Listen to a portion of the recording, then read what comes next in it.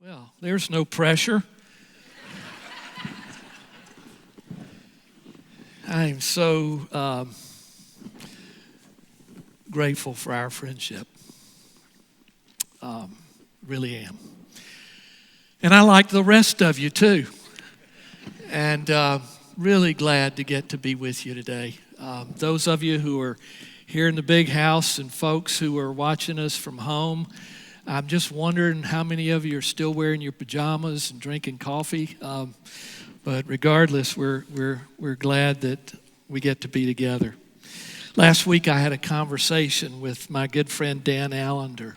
He's a remarkable guy. For the past 30 years, Dan has pioneered a unique and innovative approach to trauma and abuse therapy.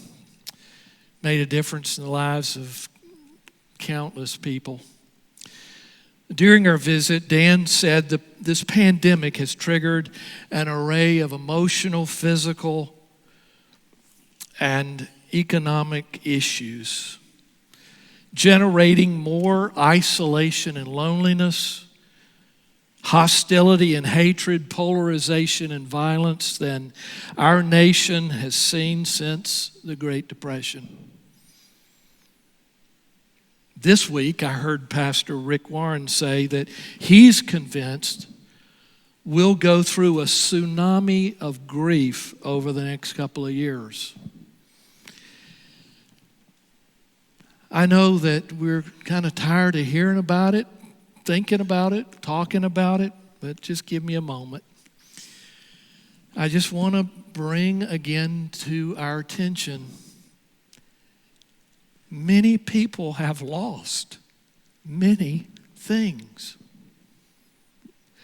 Loved ones, the prom, their graduation, the birth of their first grandchild.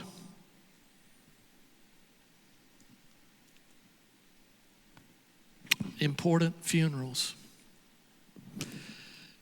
Next Saturday, I'll be assisting with a memorial service of one of my cherished friends. It'll be 2 days after the first anniversary of his death. They just decided to wait until it was safe. There are so many things that people have lost that when it finally does catch up and we all realize what's been lost, I just think Rick's right. I think there's going to be a lot of grief. Now, I don't mean to be a downer here. In fact, let me hasten to say, I believe this great tsunami is going to be a massive front door. It's going to open the door wide for us to offer a desperately hurting world a dramatic and compelling demonstration of God's irresistible love and mercy. So, as sad as I am about the losses, I'm wildly excited about what the future holds. People are so primed and ready. That's why I'm so excited about the plans that are already being laid for this summer as SMC demonstrates biblical hospitality in a way that both honors and communicates love to our neighbors. It's going to be awesome. Friends, I am utterly convinced that God's amazing grace and mercy shines brightest whenever we love our neighbor. However, this is important. We must understand that our neighbor isn't necessarily somebody just like ourselves, bound by the same experiences and expectations living in our neighborhood. No, our neighbor is anyone who's in need, who can benefit from our compassion and mercy. So let me tell you a story to illustrate my point.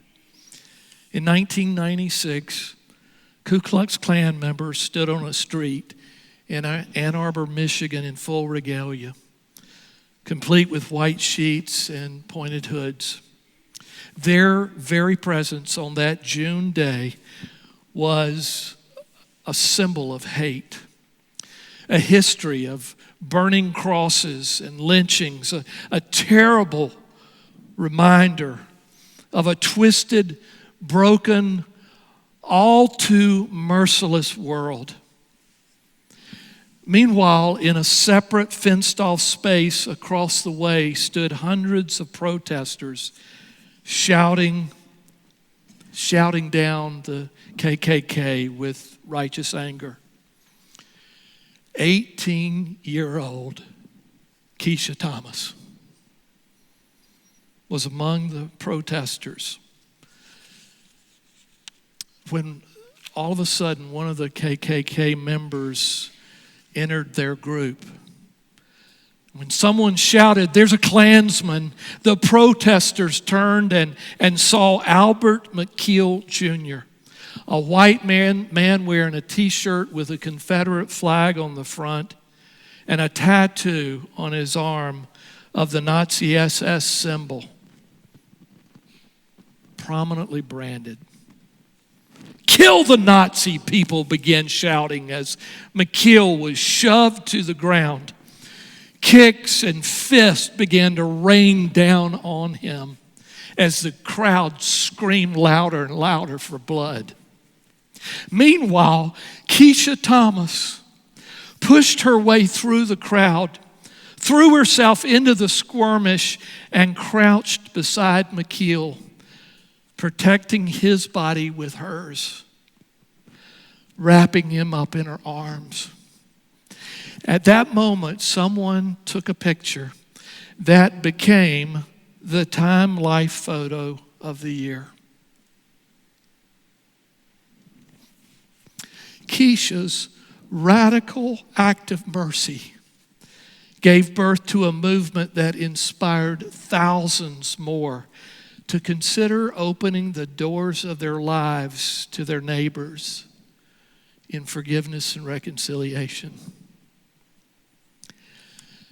I knew what it was like to be hurt, Keisha later told the media. The many times that it had happened, I wish someone had stood up for me. Well, you might reasonably wonder, did Keisha's act of mercy change McKeel? Likely we'll never know. He never spoke about the incident and died several years ago, taking his opinion with him to the grave. But it did change others. Months later, a man recognized Keisha in a coffee shop, walked up to her, and expressed his gratitude for what she did that day. And then he explained, "That man was my dad." When Albert McKeel Jr. died, his son called Keisha to tell her. And then he put his 12-year-old sister on the phone.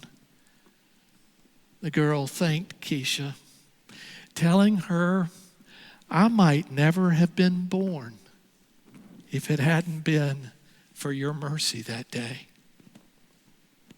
Later on, Keisha said, "When I heard that, I thought this was the future and the past of what peace has created." She went on to say, "The real accomplishment of all this to me is to know that his son and daughter don't share the same views. History didn't repeat itself. That's what gives me hope, that the world can become a better place from generation to generation." Meanwhile, Terry Gunderson wasn't in Ann Arbor that day in 1996, and she's never met Keisha Thomas. Nonetheless, Terry keeps a picture of her anyway. For Terry, I'd say Keisha became a symbol of hope, a profound demonstration of mercy. Listen to what Terry told the media. The voice in my head says something like this: if Keisha could protect a man like that, then I can show compassion to this person.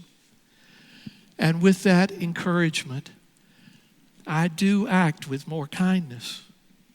I don't know her, but since then, I am more kind. You're right, Bob. I mean, what a fantastic story. Have you ever heard a story like that? Well, I suspect you have. I know I have. It's a story that Jesus told. Jesus was a master storyteller. And he told stories in order to drive home a point. And they became the most distinctive form of his teaching. In his stories, he points and paints an authentic portrait of himself. He always appears in the story he tells. Then he opens our eyes to see the truth about others and ourselves. The images Jesus used were always familiar and drawn from everyday life and characterized by intriguing plots. They had a way of just drawing people in, which served the vital purpose of lowering their defenses and opening a way for new insight to break through. When Jesus told his stories, people just felt like he's talking to me. He's talking about me. He gets it. He understands. The most distinctive characteristic of his stories was always the element of surprise. His stories often began with a portrait of someone that suddenly turns into a mirror in which people discover things about themselves that they'd never seen before. And so whenever people came to them with their fear, with their frustration and anger, instead of confronting them head on and driving them deeper into their defensiveness, Jesus would oftentimes calm their anxiety, like a mom speaking to a child with these words: how about letting me tell you a story? So here's the story that's similar to the one I told. We find it in Luke's Gospel, the 10th chapter.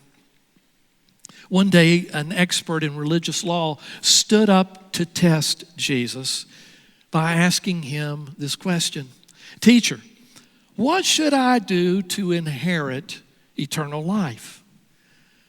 Jesus responded, the lawyer, the way any first century rabbi would have done. What does the law of Moses say? Jesus replied. How do you read it? Have you ever wondered why Jesus often answered a question by asking another one? I suspect that if we asked Jesus why, he might just smile and reply, why not? When you think about it, there is profound wisdom behind such a practice. Jesus realized that most people don't just need answers. If an essential truth is going to make any difference in a person's life, it will have to connect with where the person is already. And guess what? That's still true. Therefore, answering a question with a question is a way of probing the questioner more deeply, finding out precisely what's going on in their minds, and getting them more engaged in discovering the real answer they're seeking. The lawyer, meanwhile, responded with words the Hebrew people had used for centuries in expressing their faith. You must love the Lord your God with all your heart, all your soul, all your strength, and all your mind. And love your neighbor as yourself. These same words appear again and again throughout the Old Testament. They represent the Jewish vision of what matters most to God. So I'm sure it came as no surprise when he gave this answer. Right. You got it. Exactly. You nailed it. First time. Do this and you'll live. You're good to go. The lawyer, however, apparently had other things on his agenda. After all, the beginning of the story tells us, right? He was testing Jesus. So after Jesus has helped him to see that he already knows the answer to the question he was asking, the lawyer, instead of embracing that and going out to live it, attempted to save face by asking a further question. Who is my neighbor? Tell me that. Jesus realized that he was up against somebody who wasn't looking for the truth. Instead of giving him a direct answer, Jesus told him a story. A Jewish man was traveling from Jerusalem down to Jericho, and he was attacked by bandits. They stripped him of his clothes, beat him up, and left him half dead beside the road. Now, when people heard Jesus say a Jewish man was traveling from Jerusalem down to Jericho, they knew exactly what he meant. The city of Jerusalem stands on hills at an elevation of 2,575 feet above sea level, while Jericho is down by the Dead Sea, 846 feet below sea level, which makes it the lowest city in the world. Thus, this narrow road indeed slopes steadily downward with desert on either side. And in the twists and turns of that little road, hardened criminals hid, easily slipping in from the desert, assaulting and robbing somebody, and then disappearing back into the desert. And so the very thing that Jesus described was quite common on this road and utterly familiar to his listeners. But then Jesus describes what happened next. By chance, a priest came along. But when he saw the man lying there, he crossed to the other side of the road and passed him by. A temple assistant walked over and looked at him lying there. And he also passed by on the other side.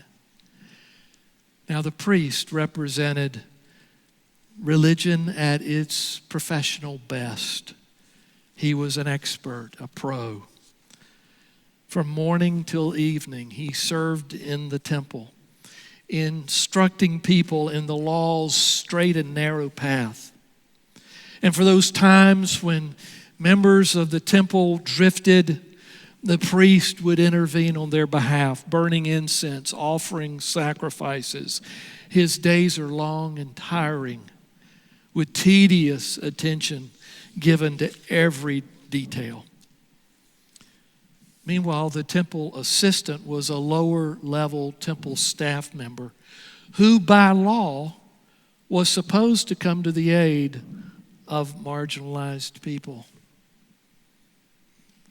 Jesus then continues his story, and he speaks of a third person who came along and their response.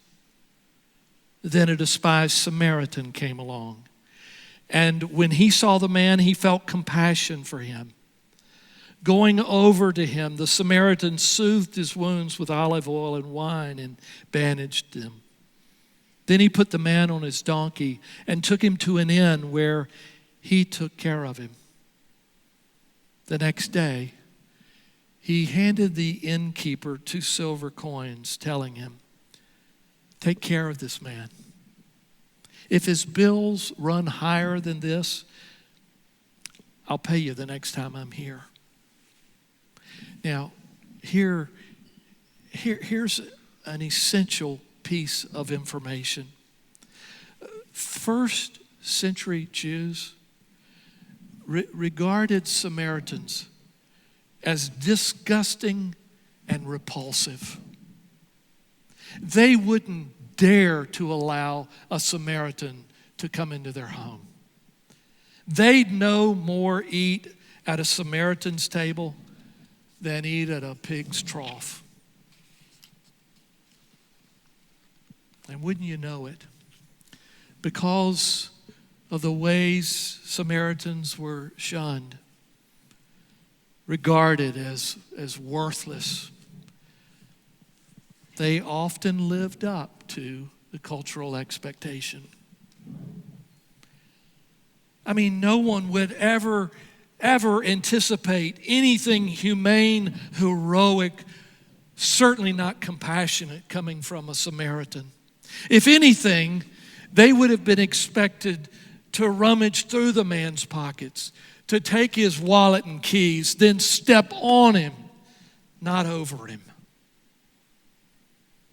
By this time, the story Jesus was telling had the lawyer so captivated that by now his defenses are down.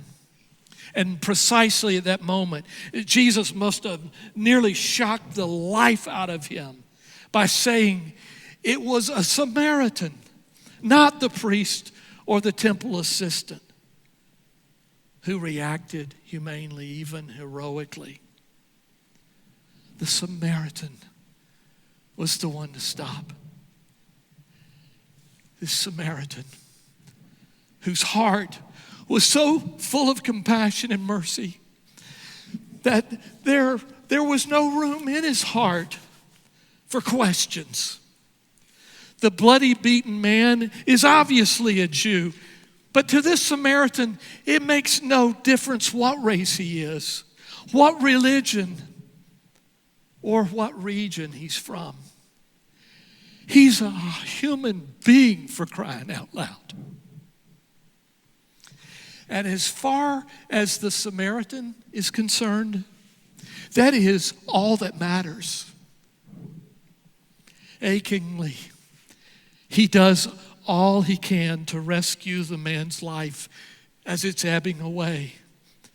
Gently, he shoulders the man onto his donkey, steadying him, encouraging him as he walks along by his side. In a few miles, they arrive at an inn. The Samaritan could just drop him off, slip the innkeeper a night's rent, be on his way. But he doesn't do that. He spends the night watching over the wounded man during those first critical 24 hours, sponging him down, changing his bandages, giving him a few sips of water every time he regains consciousness. And then when the next day comes, the Samaritan is again on his way. But the wounded man, not surprisingly, is in too critical a condition to travel. Before he leaves, The Samaritan empties his pouch into the innkeeper's hand. Out fall 2 silver coins, an equivalent of 2 days' wages. Friends, the Samaritan not only goes out of his way, but he goes out on to a financial limb. He even goes into debt, assuring the innkeeper that he'll cover any additional expenses he may incur in nursing this total stranger back to health. Important to note, in the story Jesus told, the Samaritan did nothing for this stranger's soul. He said no prayer. He quoted no scripture. He left no evangelistic tract, an address to his church. All he did was to give the man the physical help that he needed. And that seemed to be enough. At least it was enough in the eyes of the one who told the story, who just happened to be Jesus. Demonstrating what it meant to be a good neighbor, the Samaritan defined the meaning of unconditional love and tender mercy. You see, love doesn't look away.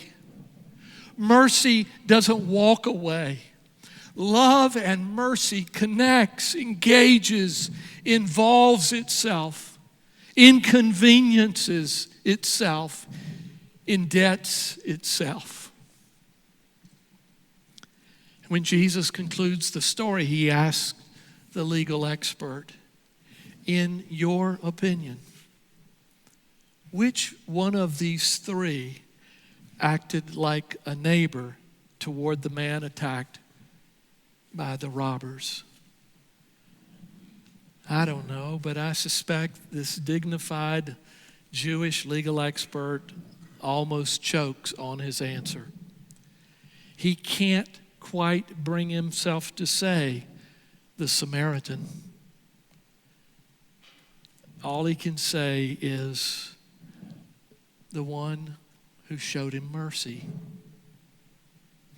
Knowing now just a bit about Jewish contempt toward Samaritans, can you imagine how hard it must have been for this Jewish legal expert to have the central commandment in Jewish law illustrated to him by a man whose race was utterly despised? Now, catch this. Here comes the icing on the cake. Just a chapter earlier in Luke's account of Jesus' life, an entire Samaritan village had rejected Jesus. What? Luke 9. So Jesus sent messengers ahead of him as envoys to a village of the Samaritans. But as they approached the village, the people turned them away. Get out of here, go.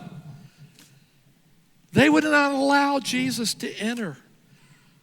And here's the reason why. He's on his way to worship in Jerusalem. Well, just be on about yourself. You're not welcome here. When the disciples, James and John, and in your notes it might say Jacob. I don't know how Jacob snuck in there, but on the printed notes he did. Way to go, Jacob. But it was James. When the disciples, James and John, realized what was happening, they returned to Jesus and said, Lord, if you wanted to. You think they wanted him to? Sounds a little that way to me. If you wanted to, you want to, don't you, please? If you wanted to, you could command fire to fall down from heaven. You could do that, right? You could. Please. You could do it just as Elijah did and destroy all these wicked people. A friend walked up afterwards. He says, I'm right there with them. I was listening to a story I've heard 1,000 times. I was thinking, yeah, get them. Put them in their place. But listen to this.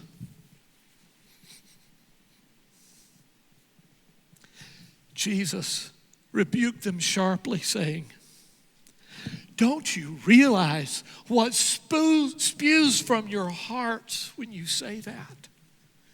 Listen to yourself. Think about what you're saying. The Son of Man did not come to destroy life, but to bring life to the earth. So they went to another village instead. Now, knowing that Jesus was a Jew and realizing his recent rejection by these Samaritans, wouldn't you think that he would cast the Samaritan perhaps in the role of the man who was beaten, robbed, and left in the ditch half dead? Or worse, perhaps as one of the men who turned away. Who would have blamed him? But Jesus didn't do that. He made the Samaritan the hero of the story. When his disciples wanted to curse the Samaritans for their unneighborly attitude, Jesus blessed them instead by using one of them as an example of everything a good neighbor should be. Giving a blessing instead of a curse. Friends, that's just how Jesus is. That's how Jesus lived. And that's how he died. And maybe in the final analysis, that is the most instructive thing about this story. Remember earlier I said that in his parables, Jesus paints an authentic portrait of himself, then opens our eyes to the truth about others and ourselves. Did you see Jesus in the story? Did you see him? What about your neighbors? What about you? Did you see Jesus, your neighbors, yourself in the story? Before we land the plane, let's just take one more look. Make sure that we don't leave here without catching a good, clear view. A man's going down from Jerusalem to Jericho, and on the way, he's attacked by robbers who steal his clothes, his money, and his possessions. They half kill him. Doubled up with pain, the man's left lying wounded in the ditch. A priest comes along, sees him, passes by. A temple assistant does the same thing. A Samaritan, a foreign suspect to the Jews, an outcast, sees him and has compassion for him. He pours oil and wine on his wounds. He binds him up. He puts him on his donkey and takes him to an inn. Do you see Jesus? In this Samaritan, Jesus paints for us a portrait of himself. It's brilliant and it's compelling. To the Jewish power brokers, Jesus is a foreigner.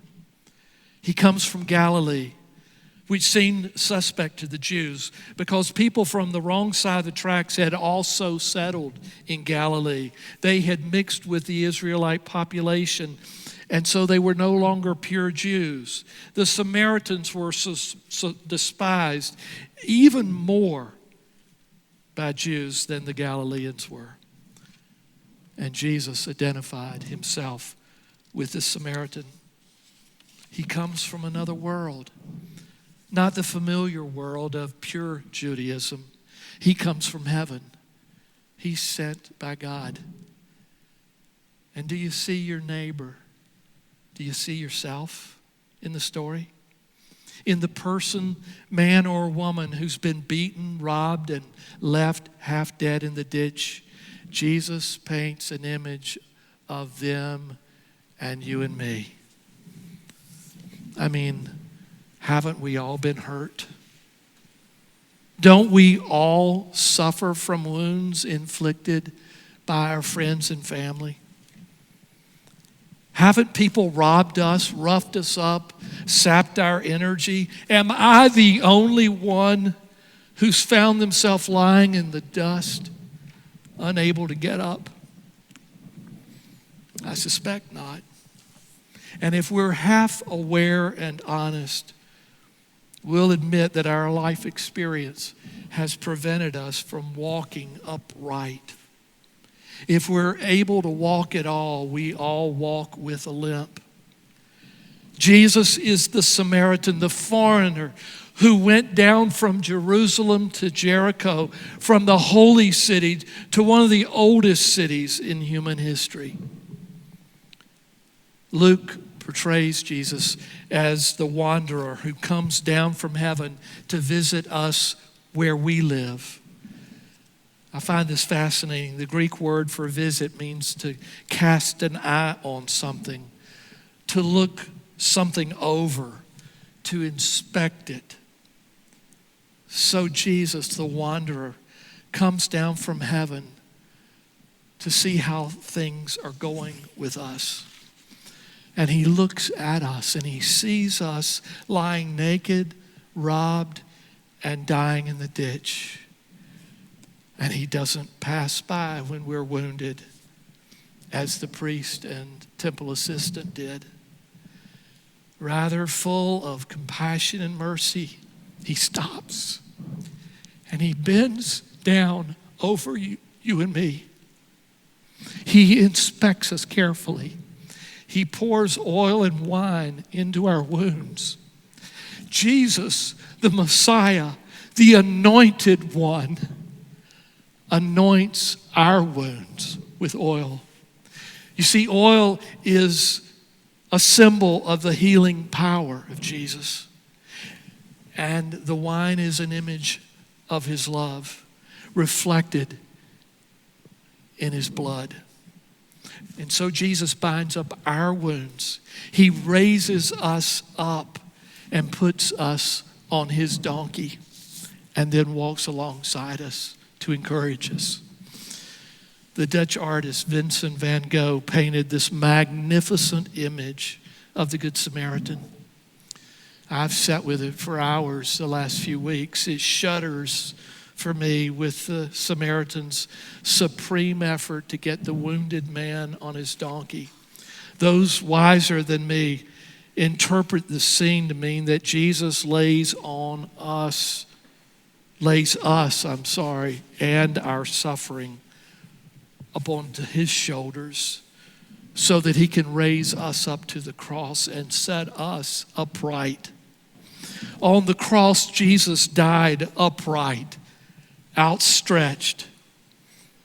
Van Gogh, who himself suffered greatly from inner turmoil, probably understood better than most what it meant for Jesus to raise the man lying in the dust, left for dead, to raise him up from the dust, as it were like Adam, and to recreate him.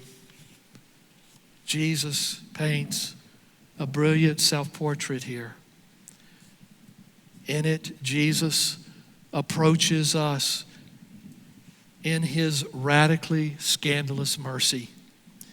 And in the 2,000 years plus since Jesus walked the earth, countless men and women, inspired and empowered by Jesus' example, have heroically demonstrated compassion and mercy to those who've been beaten and robbed, overlooked, and left dying. I believe the Good Samaritan image asks too much of people who mistakenly believe it's up to them to drag their wounded neighbor around with them all their lives. Jesus' portrayal is much more humane. suggesting that it's enough to bring the wounded neighbor to the next inn and leave them there, where the innkeeper, our great God, whose name is mercy, will then take care of them. This place is an inn too. Jesus has picked us up. And if he hasn't picked you up, he wants to. And he's carried us to the cross so that raised up there, we can go on our way once more. But we need to carry each other to the next inn. You see, we can't heal everyone's wounds. We can only go part of the way with the wounded and bring them to the merciful arms of God. So let's wrap this up. Isn't it true that difficult things have happened to all of us, things that we cannot understand? Haven't we all lost people whom we loved? Haven't we all at some time or another tasted bitter disappointment? I'm confident that some of us have also been tempted to respond to these hurts by just giving up on life and becoming bitter and angry people. But there is an alternative, and that is to turn our wounds into a desire to bless and help, to become what Henry Nouwen called wounded healers. And for me, there is no higher goal or aspiration. I believe Jesus painted the portrait of the Samaritan to invite us to act as he does. Of all the things that I would like to do with my days and nights, I can think of nothing in the world more appealing than making Jesus famous by becoming more like him. I want to show you a picture of our daughter Meredith, who is due to deliver not as soon as you might think now that you've seen the picture. She's due to deliver our fourth grandchild in June. And there standing in the foreground is our granddaughter Collins. Meredith is Collins' auntie. And I just want you to notice how she is striking that pose. You talk about visiting Meredith, inspecting carefully. Talk about her thinking, I want to be like her. Hand on her hip, just like Meredith has hers. And I've decided I want to be like her, watching him, watching Jesus, inspecting him closely, visiting him so that I can see his every move. I want to be like him. That's how I want to live. Modeling my life best I can. So, who has wounded and plundered you? And where do you find yourself today? In some respects, do you find yourself lying half dead in a ditch? Well, if so, I want you to do as I did this week. Imagine Jesus coming to you, pouring oil and wine into your wounds. Imagine him lifting you up. As I said, Jesus painted the portrait of the Samaritan to invite us to act as he does. And so let me also ask you, where are your wounded, plundered neighbors lying?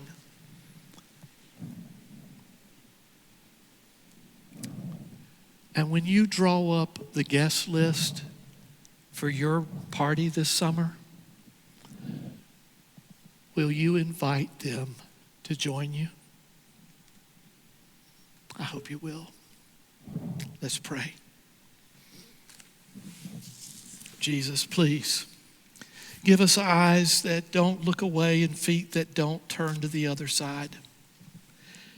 Instead, help us to love our neighbor. Free us from stillborn emotions which look at those on the margins with a tear in our eye but without the least intention of offering hospitality. Help us to remember that the smallest act of kindness is better than the greatest of kind intentions. Help us, please, to realize that although we can't do everything to alleviate suffering in this world, we can do something. And even if that something is a very little thing, it is better than turning our head and walking away. Help us, Jesus. Amen.